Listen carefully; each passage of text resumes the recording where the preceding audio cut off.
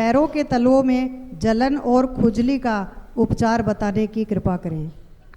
ये स्वास्थ्य संबंधी प्रश्न है सत्संग प्रेमियों कि पैरों के तलुओं में जलन हो, खुजली हो तो उसका उपचार बताने की कृपा करें। देखिए सुनिए, इस समय ये उचित है प्रश्न, अच्छा प्रश्न किया इन्होंने, क्योंकि गर्मी का मौसम है और बहुत से ऐसे हैं जिनके तलुओं में क्या होती है, जलन होती है। देखिए गौर करिए, सबसे पहली चीज़ तो ये है कि जलन क्यों होती है। किसी के शुगर है, डायबिटीज, जलन हो सकती है। किसी के थायराइड है, जलन हो सकती है। समझ रहे हो इस बात को। किसी के तेज बुखार है तो भी जलन हो सकती है। किसी के जुरी वाला बुखार बोलते हैं जिसको आयुर्वेद में, जलन हो सकती है। किसी के विटामिन 6 और विटामिन 12 मतलब 6 और 12 इनकी कमी हो जाए तो भी जलन हो सकती है। इत्यादि कई कारणों से, स्वास्थ्य विकारों से और हिस्टामाइन के कारण भी जलन हो सकती है। तो देखिए उपचार बता रहा हूं। ठंडे पानी में पांव रख सकते हो कुछ समय के लिए। दूसरा, लौकी को पैरों पर मसल सकते हो, रगड़ सकते हो। एलोवेरा जिसको अपने, लौकी तो आप जान गए घिया, और एलोवेरा ये अपना घी कवार कह दो, गवार पाठा कह दो, ये घृत कुमारी, इसको भी आप तलुओं पर रगड़ सकते हो। ठीक है जी। और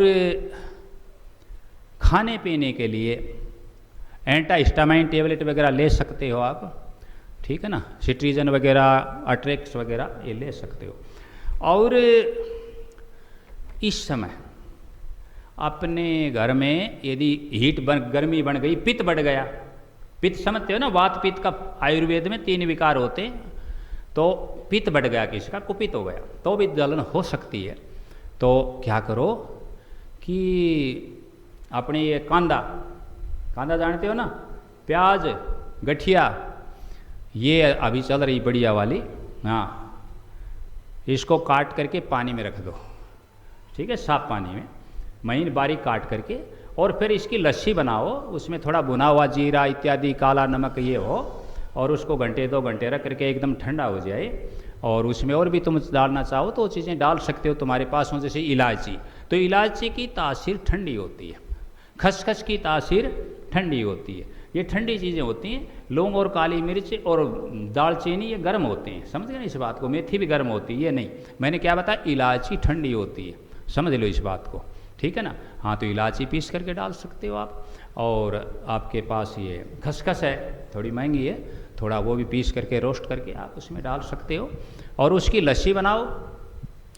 लस्सी नहीं मिलती है तो आप दूध ले लो, कोई भी दूध ले सकते हो भाई, भैंस का, गाय का नहीं मिले तो वो दूध भी जमेगा बहुत अच्छा, जमा करके, और सुबह उसमें यदि पाव दही है तो उसमें कम से कम आधा किलो पानी मिलाओ ठंडा, और उसको मथो थोड़ा, उसको वो करके तैयार करके, और उसमें सारी चीज़ें मिला करके 1 घंटे आधे घंटे रखो, और सुबह सुबह उसको पियो। पुदीना हो जाए तो बहुत अच्छी बात है, पुदीना मिल जाएगा, पुदीना नहीं मिलता, पुदीना की थोड़ी पत्तियां तोड़ करके और उसमें आप डालो और फिर उसको पियो। मेरे ख्याल से तो 3 दिन पीने से और तलुओं की जलन दूर हो जाएगी। ये मैंने संक्षिप्त सामान्य बात बताई है। और विशेष किसी का दिक्कत हो और सुधार नहीं हो रहा हो तो चिकित्सकीय परामर्श लें, डॉक्टर के पास जाएं, दिखाएं, अपनी क्या करवाएं, जांच करवा लें। सतनाम सत।